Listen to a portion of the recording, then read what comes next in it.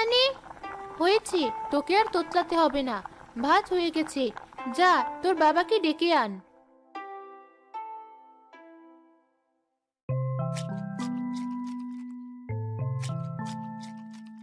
খাওয়া দাওয়া শেষ করে সুরজ রওনা হলো মাঠের দিকে।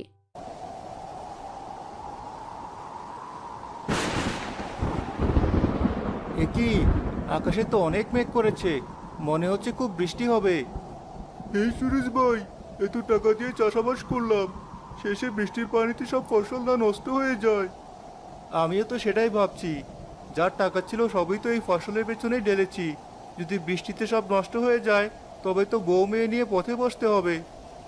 মন খারাপ করো না সুরেশ ভাই, তার চেয়ে বরং উপরওয়ালাকে ডাকো, একমাত্র তিনি আমাদেরকে রক্ষা করতে পারবেন।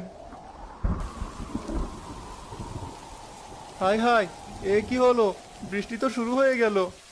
এখানে আর দাঁড়িয়ে থেকো না সুরজ ভাই, তুমি বরং বাড়ি ফিরে যাও, নইলে তো জ্বর এসে যাবে। কি করে বাড়ি ফিরবো বলো? চোখের সামনে আমার সোনার ফসল নষ্ট হয়ে যাবে, তা আমি কি করে মেনে নেব? সুরজ কাঁদতে কাঁদতে বাড়ি ফিরে গেল। এ কি, ভিজতে ভিজতে বাড়ি ফিরলে যে? কতবার বলেছি মাঠে যাওয়ার আগে ছাতাটা নিয়ে যাবে। কে শোনে কার কথা? এই নাও গামছা, তাড়াতাড়ি হাত পা মুছে ফেলো। কি হবে জ্বর এলে?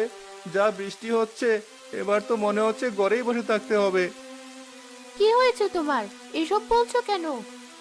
আর কি হবে, আমার পাকা ধান এই বৃষ্টিতে ভিজে সব তো পচে যাবে। ভেবেছিলাম ভালো রোদ এলে কাল পরশু সব ফসল ঘরে তুলবো, কিন্তু ওপরওয়ালা আমায় এ কোন শাস্তি দিল? কেঁদো না, দেখো এই বৃষ্টি ঠিক থেমে যাবে। চলো, ঘরে চলো। এভাবেই বেশ কিছুদিন টানা বৃষ্টি হলো, তাতে সারা গ্রামে বন্যা হলো। হায় হায়, এবার কি হবে? আমার ফসল সবতে নষ্ট হয়ে গেল। শেষে কি তবে সত্যি এই বয়সে বউ মেয়েকে নিয়ে রাস্তায় বসতে হবে? এভাবে কেঁদো না, উপরওয়ালা নিশ্চয় একটা ব্যবস্থা করবে। এখন আমি কি করি? চাষাবাদ ছাড়া আমি যে কিছুই পারি না।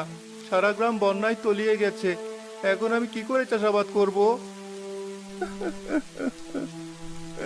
কেঁদো না বাবা, দেখো সব ঠিক হয়ে যাবে। না রে মা, আর কিছুই ঠিক হবে না। শোনো মালা, তুমি বরং ঋতুকে নিয়ে তোমার বাবার বাড়ি চলে যাও।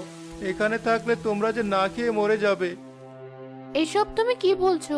তুমি কি আমাকে এই চিনেছো? তোমার ভালো সময় আমি তোমার পাশে থেকেছি, আর আজ খারাপ সময় তোমাকে ছেড়ে চলে যাব? এছাড়া আমার কাছে যে আর কোনো উপায় নেই।